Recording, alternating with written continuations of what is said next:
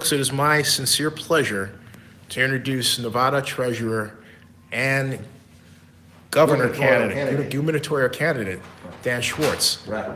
And Hey, Mr. Schwartz, you needed help with the wires? Yeah, can you get him up for us? thanks. Hey, thanks a lot. Appreciate it. Thanks. Yeah. Hey,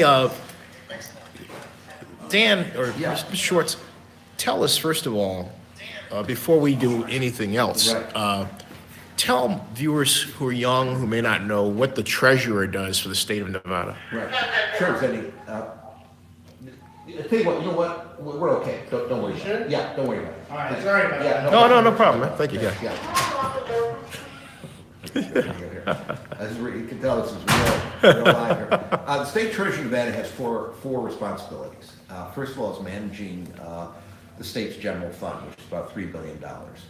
And I'm proud to say we have quadrupled returns since I took office in 2015. We are also responsible for unclaimed property. We've cut the processing period from 120 to 20 days. Responsible for debt management. The game is probably over, but we were able to save $80 million for taxpayers in terms of refunding bonds. And along those lines, no one could understand why I was opposed to the Faraday Future phantom automobile plant. Talk about that real quick if you could. I mean, this is the governor comes back from a overseas trip, and he's looked the financier in the eye and says he'll do it. This is a gentleman by the name of Jia Tang, mysterious Chinese billionaire. Long and short, he had financed a company called Faraday Future, which actually in California is in Gardena. And he, unfortunately, his financing mechanism, to the extent he had one, was margin loans. He had no money of his own, and as time progressed, this became increasingly evident. And it blew up July 10th, where he 6 months earlier confessed he didn't have any money, which was my claim. What he tried to do was, I called it a Ponzi scheme. Again, everyone came down on me, but he kept buying other businesses, probably in the hope that somehow people would finance those and he could backfill his pledges. Needless to say, it didn't work out. And isn't that kind of a RICO violation, or could he's a conceivably? Chinese citizen. I have said if he was in the United States, he'd probably be in jail. Yeah. But he's now fleeing the Chinese government that wants him to come back to China, and he has refused to do so. He has 180,000 angry investors there who bought into his company and have lost their money. So anyway, they wanted us to issue $175 million in bonds, and as time went on, I was initially concerned. It just didn't make any sense. Here was a company that had no experience in the automobile industry, wanted to build a plant in the desert of North Las Vegas. North Las Vegas itself is financially insolvent, and they were financed by a then mysterious Chinese billionaire. Again, to abbreviate the story, it all came to a close last July when he pulled out of Nevada. No factory. In fact, I occasionally drive up north to, there's a number of cities up there, and you go up 93, and I always look out at this forlorn landscape. It says Faraday Future. So we save the taxpayers that, and I can say this too, is not only did we not issue the bonds, but he right now, as I alluded to earlier, is I think it's a real mess. There are a number of Chinese banks that have effectively foreclosed on him. The Chinese government has asked him to come back and face the music. He smartly has refused to do so because he'd probably be arrested as soon as he stepped off the plane. Definitely. But he's hiding out in Southern Cal, and you can handle him in California. And then we also do college savings, and we do college kickstart. We do 529 plans. We do prepaid tuition. We've introduced a mascot, Sage, the desert tortoise. All the kids in Nevada are getting to know, and we've been successful with that. And again, along those lines, the legislature asked me to oversee the regulations for parental choice, ESAs. We did it in record time. We triggered a couple lawsuits from Jim Rogers and the ACLU. They lost at the Supreme Court level, but the Supreme Court basically, it was a Pyrrhic victory because they said we agree that the program is constitutional, but you can't fund it. And then the legislature changed hands, and the Democrats were adamantly opposed to it. So again, this is one of my complaints about Governor Sandoval. I don't think he really backed it. And they ended up getting a $20 million enterprise scholarship or something, but it's nowhere near what was needed for the program. So, hey, I just want to say we're with Nevada Governor, Nevada Treasurer, gubernatorial candidate. I already put you in the governor's seat. not there yet. We're working on it. Nevada Treasurer Dan Schwartz, for those of you who are just joining us live, and when you join us live, you have a question for the treasurer, just type it in. You guys know how to do it on YouTube, and I'll ask it, and that's what's going on. So continue. Yeah, so I mean, it's been a tumultuous 3 years. The governor, when he came out, the Nevadans had voted 4-1 against a margins tax, which is a tax on gross revenues, not net income. I was the first one to oppose it. There was a kind of kangaroo court hearing, and he at the end of the day, was able to pass what we call the commerce tax, which to me is a bad tax, not only in that it doesn't tax net income, but it taxes gross revenue, so you could lose money and still pay a tax, and it's got 26 different categories to it, or 28. So just issues with the governor. As I say, he was a big proponent of the Faraday Future plant, from Louis. And then right now we have the stadium, the football stadium, which I think which you want to talk about a little bit later, where for reasons best understood by the governor. Or we can talk about it now. Yeah, I'm happy to do it. Sure. I'm delighted that the Raiders have decided to come to Las Vegas.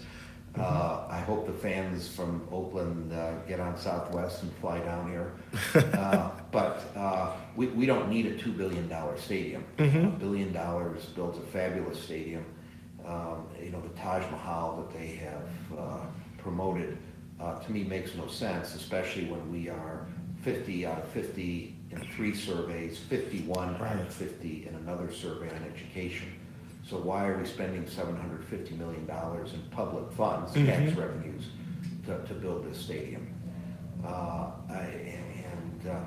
What's interesting is if I am elected, if I am able to get my hands in the $750 million, and I do have a way to do that, then the Raiders, Mr. Davis, and Bank of America are going to have to come up with the financing, which is the way it should be. But I really question the Raiders' sincerity here, because they have committed $500 million. They'll probably get about $200 million plus in naming rights. They're going to sell seat licenses so that you can buy a ticket, which means that Joe Main Street isn't going to might be up in nosebleed seat somewhere. Right. If that, yeah. Maybe they'll put big TV screens outside the stadium, and you can do your seat license. You can have a folding chair watching it from outside. It's just, and the way it's been done, it was rammed through the legislature, and right now the financing package, part of it, I assume the Raiders will come up with the money. They'll obviously, at the end of the day, probably end up paying maybe $100 million out of the $500 million. B of A's plan is confidential, and this was the same nonsense that Steve Hill, who was the head of GoEd, which sponsored Faraday Future, he's now head of the Stadium Authority, put out with Faraday Future. So we're looking at plans. They say they have the financing.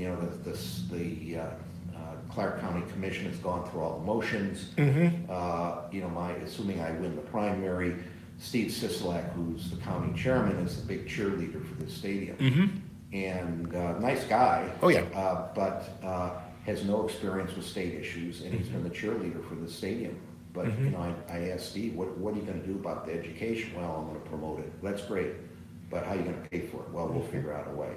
you're not going to figure out a way. So I have a question. I read somewhere, I believe it was actually in Clark County's own debt report, yeah, that it is not, oh, it was an analysis by Fitch right, that basically said Clark County didn't have much wiggle room in terms of raising money for projects. So here you have the stadium, and you have a tax, stadium tax? It's That's not not bringing. it's a hotel room tax. Hotel room tax, yeah. Mhm. Which is a clever way to do it because, you know, technically the citizens of Nevada will not be paying for it. It will be mostly tourists. Mm-hmm. But this is public money, and the $750 million that are going to finance the stadium is $750 million that we have to get elsewhere. And that's what I'm getting at. When I did my calculations, because of my background, Right. to cut to the chase, I found that the current rate for a AAA, a AA bond, because the best rating to achieve is AA, Yeah. is a loss of $252 million, which has to come out of the general fund because of the general obligation bond. Right. And that's where I went, Abe. Yeah, And I thought, I don't think they're GOs, general obligation bonds. I oh think- yeah, that's Yeah. in the law. That They could be- wrote the law that way. Yeah, well. I mean, I was shocked. It's not a revenue bond. I was like, Yeah. wow. Yeah, Yeah. well, in that case, there's some issues. See what I'm getting at? Yeah, yeah, I mean, as I said, I assume that they would be revenue bonds financed by the hotel room tax. But if it is indeed a GO, if they're gonna have to go back to the state and, you know, And that was yeah, your friend and mine, yeah, the mayor of Nevada's yeah. point early on at the committee. Yeah. Dan, what she wrote was, she said it needs to be a revenue bond to give us an option, because she said, This what's, is Mayor Goodman? yeah. Yeah. She said, what happened, and she put this in writing, could happen, and here we are. Yeah. We're at a point where it's not bringing enough money. Yeah, They know it, Yeah. but they don't want the public to know it. And so here you come with your idea, which I think is great. right. You know, I mean, it's, Yeah, really, I think the financial management of the state is a mess. And it started from, you know, Governor Sandoval passed his commerce tax, then he wanted the bonds, which fortunately were not issued for the Phantom automobile plant, now the stadium. The Clark County School Board found itself, I think, $60 to $80 million short. This was after Governor Sandoval's $1.3 billion tax hike. Another issue I have is the state keeps giving tax abatements to companies that don't need them. And that means the rest of us have to finance the hospitals and the roads and the schools. So it's just, you know, I mean, I can speculate as to what drives that, but it's just, Apple Computer was the biggest example. I mean, the state gave them a 6% abatement on their sales tax, and then Reno generously rounded it off, so they pay no sales tax. Here's a company in Cupertino, California, that has, I think, north of $240 billion in cash in their balance sheet. yeah, that's right. Why are they sticking it to the taxpayers in Nevada? And on top of which, Apple manages a lot of their money through Reno. Okay. I didn't know that. Yeah, they have a big, you know, it's probably a 3-man office, but billions of dollars, which means they don't pay any. They certainly don't pay California state tax, and because Nevada doesn't have it, they're home scot-free. I mean, I think Apple's a great company, but be a great company and pay the tax where you operate. Question, how did Clark County and Nevada get into the education problem financially that exists today? The question's a good one. It predates me. At one point, Nevada, and we're talking 30, 40 years ago, I think, maybe 50, Nevada's school system was near the top. And I think just over time, we've had a lot of immigrants come in, which is fine. And at the same time, the legislature just didn't finance the schools the way they should. They didn't finance the teachers the way they should. There's a lot of issues now. I mean, one of the items on my gubernatorial race is education. I have said education is absolutely my #1 priority. And if I'm elected, I'm going to ask the legislature to suspend their usual organizational chart and give me an all-hands effort to look at what Title 34 of the NRS, Nevada Revised Statutes, handles education. And this needs a long, hard look. But to answer your question, it just was over time. And what's happened now is there's a rift within the teachers union. We pay some of our administrative officers very well. The principals get good salaries, but the teachers, beginning salaries for teachers are not very good. Their retirement benefits are not what they should be. And the net result, I mean, I just find it hard to believe that here I am in beautiful downtown Las Vegas, and we are dead last on every survey on education, the last 4 that I looked at. And I actually asked the state superintendent of schools. He was at what was known as an EBAC, Executive Branch Audit Committee meeting. Right. The governor and the 6 constitutional officers are on that board. And we had the superintendent there, and I took the opportunity. I said, Caballero, superintendent, well, can you just, for my intellectual curiosity, tell me why we are dead last on all these surveys?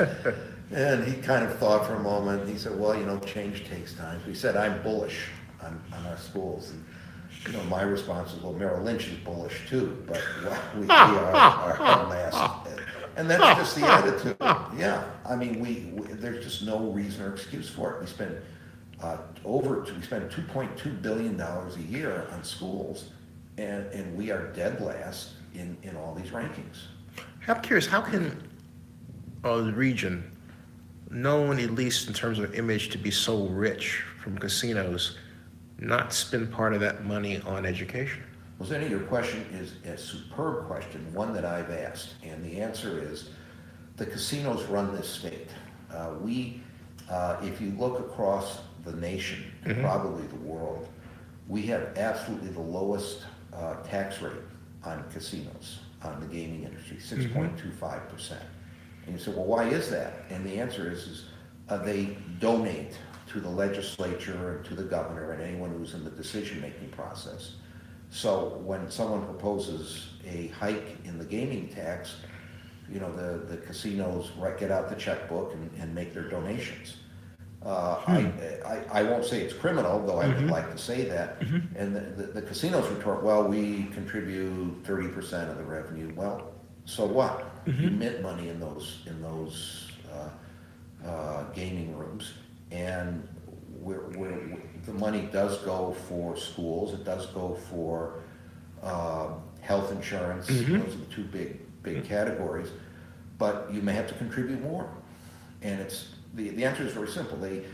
They are, and my opponent in the Republican primary has been bought and paid for by these guys. And there was a column in the paper Talking today, about Mr. Laxalt. talking about Adam Laxalt, Yes, sir. the Attorney General. That was written actually by a conservative author who is supporting Laxalt. He just admits is that if Laxalt wins, it'll be Sandoval 2.0. There'll be no change. Yeah, I tell voters that you are in the hiring committee. Right. You're a Nevada voter. You are on the hiring committee for the next CEO of Nevada, and you should look at the resumes. You should look at my resume. You should look at Mr. Laxalt's resume. Look at our experience. Look at, for specifics, what do we propose to do? Do we answer questions? Do we answer questions with solid answers? Are we committed to what we do? In other words, are we going to fight for these different objectives? And all I can say is choose wisely. Isn't Laxalt the focus of a scandal of late? He's been the focus of numerous scandals. I mean, I don't, there was the Gaming Control Board. There was whether he was doing his job or not. Someone recorded him asking his state staff to clean up a problem that he had on political issues. But to Adam's credit, he's been running for this office for 4 years now. He started raising money the day after he was elected. He's amassed, I think, $2 or $3 million. He's got the big casinos behind him. I mean, in a sense, I don't even know how much he's raised because it's irrelevant. The Koch brothers donated, I think, $800,000 for a TV run. And it's a question of control. They know that if Adam wins, they control the governor. And they donate as I say, donate to the legislature. So, what me worry? So the flip side is what you're saying is that you're not controlled. I'm not. I haven't taken any money from lobbyists. I will take no money from lobbyists. I don't have any PACs. If your listeners want to donate, they can go to dan@nevada.com. It's appreciated. That's the number 4. But yeah, no. I mean, I believe in democracy. I believe that elected officials should make it on their messaging and on their programs, not on how much money they collect from billionaire casino owners. Is it possible politically to actually unwind? The bond issue hasn't been let, right? So, and I think in April it comes up before the county. Right. What I ability? Say what can you do? I don't believe I have any ability to interfere with the county's contracts unless they want me to, which most assuredly they don't. But what I've said is that if elected, the governor controls the roads. And I've said if you don't renegotiate that stadium, you're going to have to get there on roller skates because there ain't going to be any roads. I'm very serious about that. May not win, so you may not have to worry about it. But if I do, get those skateboards and roller skates, greased up and ready to go. And parking is an issue. Parking's a huge issue. The site. Just last week, I think they said the Raiders identified 27,000 spaces. But has anyone put a price tag on what the Raiders are supposed to pay for that, or how? No, I mean this whole deal is just it's. Because I calculated 195 million. That's why I asked. Yeah. Yeah. I mean this is a deal that was actually originated by Sheldon Adelson, and I don't know. Sheldon is is a multi-billionaire, and he contributed to the legislature to get it rammed through. And I was there, and what they had 5. I remember we lost the vote. We said, okay, you're going to build a $2 billion stadium. Can you fund parental choice? We can't do that. So we actually came within one vote of stopping. I remember that. Yeah. Right. So yeah. And set off a Twitter storm that time. It should have, man. Yeah. As we walked out, we were walking through this juggernaut of about 14 lobbyists. It's like an army. Yeah, and ours, a platoon. A platoon, I think, is 40 attached, I remember. But platoon is 40, if a team is 10. So, but they had a couple of teams out there, half a platoon of lobbyists. And to me, it's just a shame. I mean, it's a great state. We've got great people, and we're just run by these lobbyists and political insiders who just buy their way to get what they want. Is it possible to change that? I've said I will. And you asked me, for example, on education. I've said I will use my veto power to the max, and I think for the good of the state. I mean, I will do it in a bipartisan way. I mean, the Democrats have traditionally stood by the teachers. Republicans can do it too. But let's really fix the education in this state. And I don't want, something like last year, something like 1,000 bills were introduced. And 900. Say that one more time, please. 1,000 bills were introduced in a 120-day session. Wow. Every assemblyman and every senator has their bill. And I've said I will sign absolutely no bill unless it has an ESA in it and/or it's framed in a larger education bill. And I'm very serious about that. It will not happen. I can't, and I think if the governor, which may be me, it may be someone else, can begin to frame the issues. I mean, right now the issues are framed by the lobbyists. They come in, they have their pet projects, and they donate to the legislators who then pass them, and the guy in the street gets left out. Take payday loans. Believe it or not, the Republican treasurer, namely me, proposed a very innocuous payday loan bill. I mean, this is the predatory lending. Right. Very much familiar, yeah. It's been a problem for some time. It's a huge problem. Right. And the reason it's a huge problem is the payday loan industry is very wealthy. It's something like a $50 billion industry. But what we said, okay, there's the Democrats are in charge. They got money from the payday loan industry and they killed it.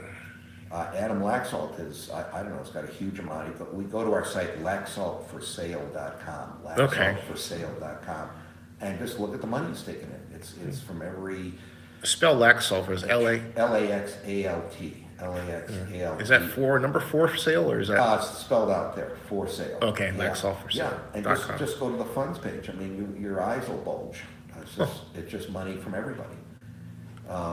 He's taken money from the pharmaceutical industry, and you talk about scandals. He made a call to the mayor of Reno.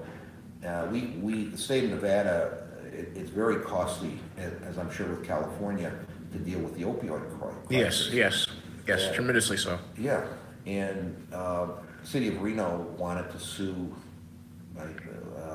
Purdue and one of the other ones. And Laxalt called and said, "Don't sue them. We'll handle it." Awful. Yeah, I mean, it's just now. Was he inspired by the donations? I don't know, but it sure looks suspicious. Yeah, I mean, this is what goes on in this state. Hey, I'm curious. Do you think? I mean, I don't expect to know the answer to this question, but Yeah. a lot of my viewers ask me where the Raiders got the money to buy this land or that. Do you think it's possible that Mr. Adelson gave them upfront money to go out and buy land before he disengaged? It's possible. Sheldon's a curious guy. I'm Jewish. He gets to all the Jewish causes. He's a big supporter of Israel, which is great. But that's the good Sheldon. Right. The bad Sheldon wants control, and he pays the national politicians. He pays the local politicians. And the reason I would doubt that... I know the stadium thing has been the culmination of his 1,000-year war against the Convention and Visitors Authority, right? Yeah. I mean, he has his own agenda, and he pretty much gets what he wants. And as I said, I applaud his generosity to Israel. But on the other hand, his policies are contrary to our democracy.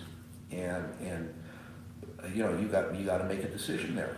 And I just have a big problem with, his relationship with the legislature, with the governor, and what goes on here in Las Vegas. It's interesting, though, given that, and then given the fact that on February 26th of last year, if memory serves, he publicly said he was disengaging from Mr. Davis and the Raiders after being, quote, double cost, unquote. Yet the project still moves forward. Do you think he's behind the scenes? I would doubt it. I mean, I think there's enough other, first Goldman, when he pulled out, Goldman Sachs was going to come in, then they looked at the spreadsheets and said, no, thank you. And what I'd like to know is who brought B of A in. I mean, B of A, I've been in the financial industry for 35, 40 years, and banks don't finance football stadiums. They just don't. So, I mean, that to me is, and they won't disclose the package. Well, actually, I know what the package is, just FYI. Which is why all of your viewers should watch Zenny 62. But it's the same loan that has been let for and successfully used in the example of the Atlanta Falcons' new stadium. However, there's a vast difference. When the SNTIC consultants made their initial model, financial model, they assumed there would be $309 million worth of non-event revenues, including naming rights, okay?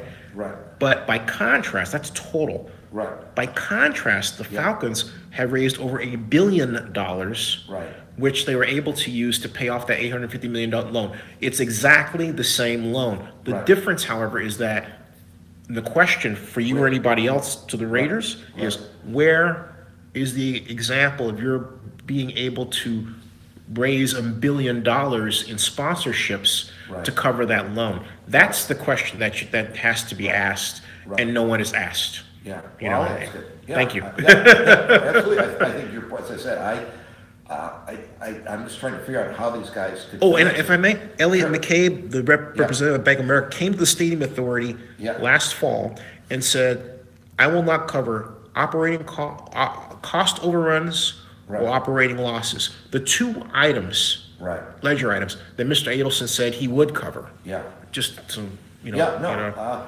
I think what you're saying, just from a financial standpoint, is the Falcons had raised collateral. They had some backing. So the bonds, you know, even if they defaulted on the bonds, they had the collateral. Needless to say, Mark Davis has not done that. So, yeah, I mean, this whole, I mean, I understand, you know, understand why Steve Hill does not want to, you know, has marked it confidential, because from a financial standpoint, it doesn't make any sense.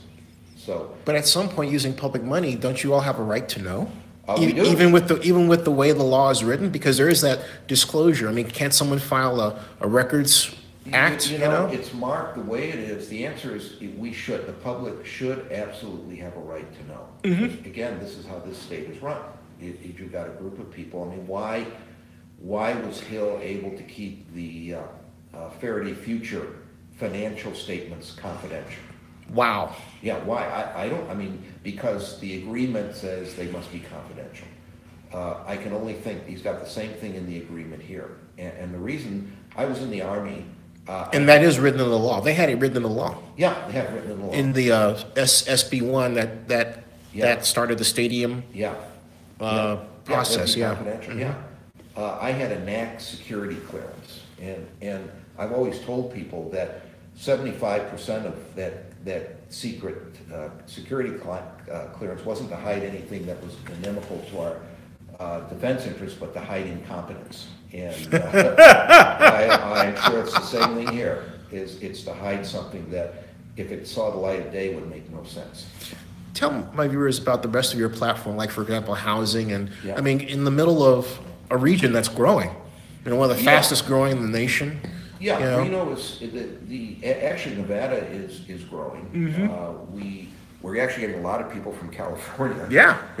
Who are tired of. Because we're getting priced out. You're right, that's exactly right. You've got, I tell people. I started to say choked out. It feels like that sometimes. Like, oh You my are. God, it's like Yeah, I don't, we have a small place in the Bay Area, and I pay huge property taxes, and, you know, people ask me why I did it, and I say, so I can pay California taxes. You don't pay them here. But, yeah, I understand why, I think California has a lot of issues, that's not our subject today, but you can buy a house in Nevada for the price of a garage in San Francisco or Los Angeles. You're paying huge personal income taxes. You're paying corporate taxes. The regulatory process. You want to talk about a chokehold? You can get a business license here in weeks. In California, it could take years. Man, not every case, but Nevada's just a much friendlier place to do business and to live. We don't have the ocean, so, you know, the view isn't quite as nice, but it's a great state. And if you're starting a business or you've got a business and you're struggling to get by, I mean, I run into people all the time who say, wow, I sold my house in California and we tripled the size and we still had money left over to live in Nevada. So education is number one. And I've said I want a long, hard look at education in Nevada, career paths, preschool. I want to raise the salaries for teachers. I want to look at waste, fraud, and abuse in the system. There's a lot of things that need to be looked at and just never are. The second one is as I said, is diversify the economy. I mean, we bend over for the casinos here, and that just needs to stop. And I don't know how you do away with that, but it needs to stop. I'll be mindful of your time. It's almost 4 o'clock already. Yeah, Yeah. Let's keep an eye on the Hold on one clock. second. Sure, absolutely, yeah. Joe, you know I didn't. Absolutely. 4:30 is fine. Okay, good. Thanks. Okay, thanks. Sure, bye. Oh, So you'll extra time. awesome. Yeah. Okay, cool. Yeah. I like the way that works out. Yeah. Yeah. So you were saying about Yeah. So divert and I'm actually going up to Reno tomorrow night. There's a conference on Tuesday, which is going to really bring a lot of venture capitalists to Nevada and to really talk about building a venture ecosystem in Nevada. And we don't have Stanford. About time. It is about time, yeah. I mean, CES has been here for how long? They had Comdex before that? Yeah, you're preaching to the converted here. Yeah. And I'll tell you one of the issues. Hey, Sheldon ought to be behind that. He should be. Right? And if I'm elected, he will be. There you go. No, we don't have Stanford, we don't have Berkeley, Mm-hmm. we don't have a lot of the great universities that California has, but we're close. I mean, it's a half-an-hour flight from Reno to Oakland. Mm-hmm. You can build your own community here. The money that you can save and reinvest, to me, is well worth whatever that inconvenience is. Absolutely, Yeah. absolutely. So that's number two. Mm-hmm. UAVs, unmanned aerial vehicles, water tech, alternative energy, lots of things that we can do here. Reno is especially has done a good job of not doing high tech, but sort of low tech, distribution, data storage, those types of activities. But there's no reason why over time we can't build a more higher level VC business. Three is healthcare. Is everyone, I talk to people, and everyone yawns when I mention it, but everyone needs healthcare. And I want to focus on costs. I want to separate what I call cuts and scrapes from catastrophic insurance. And I think it's doable. You just have to have someone focus on it. And then four is I want to put an end to this pay-to-play culture in Carson City. It's just it just is corrosive, and whether I can or not, first I have to get to the primary. First I have to win the general. I'm curious. As I understand it, the legislatures are not paid, or they have a low stipend, They have a very low salary. Yeah. Is it maybe increasing that one way of, theoretically? Yeah. I mean, I don't know. I mean, I know the people who run for the legislature. It's not. You're not talking. The old saying is the A students are doctors, the B students run corporations, the C students are teachers, and the D students all run for the state legislature. And sadly, that is more true than not.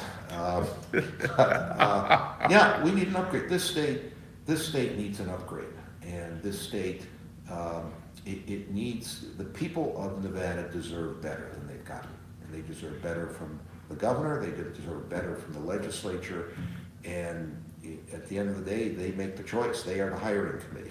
So they can vote for me, they can vote for Sandoval 2.0, they can vote for the Ds who have two candidates who are probably great Clark County commissioners but know nothing about state issues. So, there's very clear choices here. And, how they choose, we'll find out on June 12th and November 7th. Hey, tell me your website again. Yeah, sure. Website is danfornevada.com. Dan is me, 4 Nevada.com. Well, I want to thank you for your giving us your valuable time. Sure. And continued success. Thank you. No, I appreciate it. It's a great state, and one thing I want to say is, I said to people, I love this region. I come here all the time for CES and everything, and it's got an entrepreneurial spirit that is unique, and it's wonderfully American. I think it is. We're very American. We're very entrepreneurial. The people here are good people, and I just think they have been ignored and neglected by their elected leaders, and I hope that'll change. Hey, thank you. Okay, thanks. There you go. Yeah. Good.